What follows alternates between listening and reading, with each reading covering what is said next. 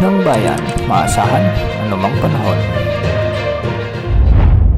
Magandang araw po sa ating lahat. Ngayon ay araw ng Linggo, March 17, 2024 at narito ang update sa lagay ng ating panahon. Sa patuloy ang pag-iral ng mainit na easterlies sa ating kapuluan ngayong araw, ito ang magdadala ng mainit na panahon sa maraming lugar sa bansa at minsan magdudulot ng mga mahinang pag-ulan lalo na sa silangang bahagi ng ating bansa.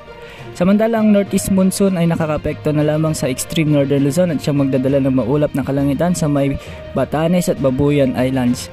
Maulap na kalangitan na may mga kalat-kalat na pag-ulan naman at pagkilad-pagkulog ang mararanasan sa Northern Quezon at Aurora ngayong gabi dahil naman sa easterlies.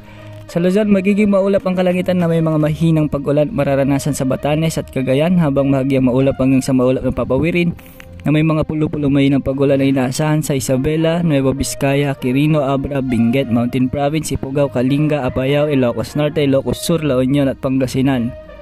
Sa Southern Luzon ay magiging maulap naman ang mga kalangitan na may mga kalat-kalat na pag-ulan, pagkilat-pagkulog ang mararanasan sa Camarines Norte at Bicol Region. Bagyang maulap hanggang sa maulap na kalangitan naman na may mga pulo-pulong pag-ulan at pagkilat-pagkulog ang mararanasan sa Northern Samar, Oriental Mindoro, Marinduque, Romblon at titirang bahagi ng Bicol Region. Sa Mindanao at Visayas naman at pati na sa Palawan kasamang Calayan Islands at Occidental Mindoro ay makararanas ng bagyang maulap hanggang sa maulap na papawirin na may mga pulo-pulong pag-ulan, pagkidlat, pagkulog dahil naman sa easterlies or localized thunderstorms. Ganitong panahon din ang mararanasan sa Metro Manila.